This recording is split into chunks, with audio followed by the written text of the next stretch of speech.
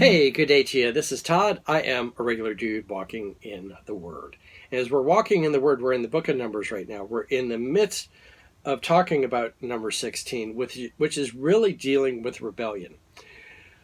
I want to show you today, I want to talk to you today about, there's been times, you look at in our history, starting way back, there has been rebellion that has been good, okay?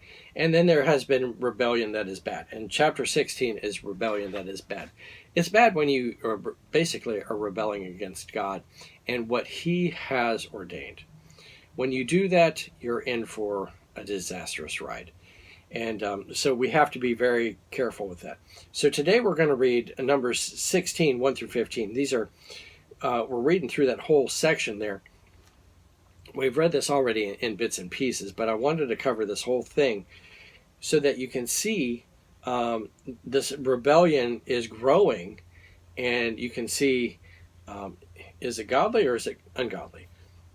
You're going to see this is rooted in envy and jealousy, so it's ungodly. All right. So let's read here today.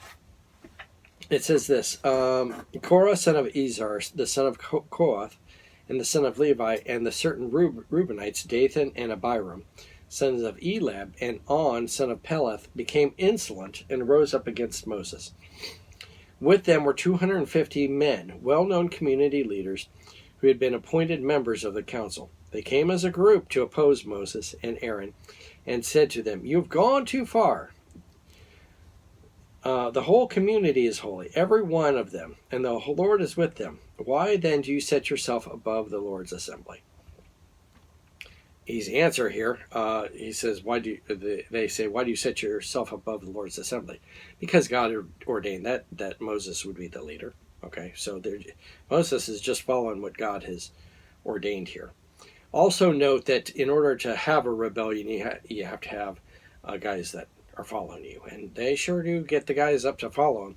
It says they got these leaders, but then there were also 250 Israelites that were well-known community leaders here. So these guys are all banded now to start this rebellion, really against what God ordained. When you start rebelling against what God ordained, you're on the wrong path, okay? You better get out of that rebellion real quick. Verse 4, when Moses heard this, he fell face down. Then he said to Korah and all his followers, "In the morning, the Lord will show who belongs to him and who is holy, and who will have that person come near him. The man he chooses will cause to come near him. You, Korah, and all your followers are to do this. Take censers, and tomorrow put burning coals in the incense of them before the Lord. The man the Lord chooses to be holy is the one to be holy, and you Levites have gone too far." Verse 8, Moses also said to Korah, "Now listen, you Levites, isn't it enough that the God of Israel has separated you from the rest of the Israelite community, and he brought you near him to do the work of the Lord's tabernacle, and to stand before the community and to minister to them? He has even brought you and all your fellow Levites near himself. But now you are trying to get the priesthood too. It is against the Lord that you and all your followers have banded together." Key verse right there, okay? It is against the Lord that you banded together, all right? And that if you're involved in any type of rebellion, if you're going against the Lord in any way, you need to end it right there, okay? Because you're walking into trouble. "Who is Aaron that you should grumble against him?" Then Moses summoned Dathan and Abiram and the sons of Elab, but they said, "We will not come. Is it enough that you have brought us up out of the land flowing with milk and honey to kill us in the wilderness? And now you also want to lord it over us? Moreover, you haven't brought us into the land flowing with milk and honey, or given us an inheritance of the fields or vineyards. Do you want to treat these men like slaves? No, we will not come." Then Moses became very angry and said to the Lord, "Do not accept their offering. I have not taken so much as a donkey from them, nor have I wronged any of them." Okay, I'm going to stop there. But the key thing here is this: be very careful in your rebellion. If you're involved with any rebellion at all, you need to look, first of all, are you honoring God in this rebellion? Are you obeying God in this rebellion? Are you doing this for God? Okay. Those are things you need to look at. So I'll go back to different things that have happened in the church. The Reformation movement that happened in the church, that was really a rebellion against the established, you could call it state church, the organized church. That was a rebellion against that. Was that ordained by God? Yeah, because that church had fallen away from the precepts of God, okay, and were doing really ungodly things, unbiblical things, okay. So it took that Reformation, that rebellion against that, to come out of that. All right, so that would be a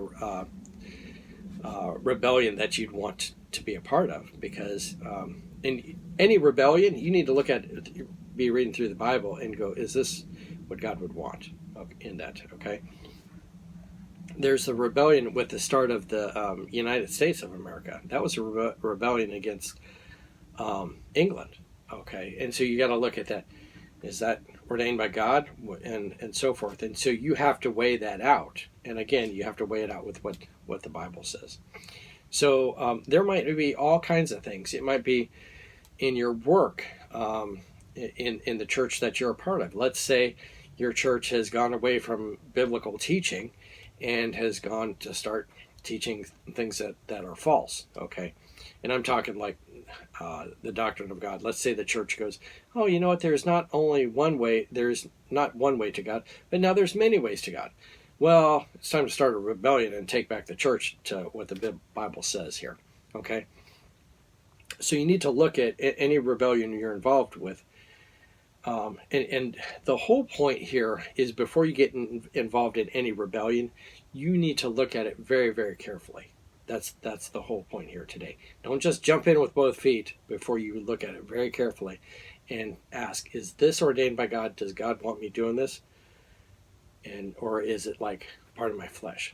This rebellion here was all based on envy, okay, and jealousy.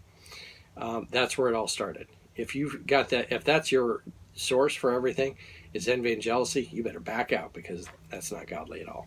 Okay, so hopefully that helps you in your Christian walk there.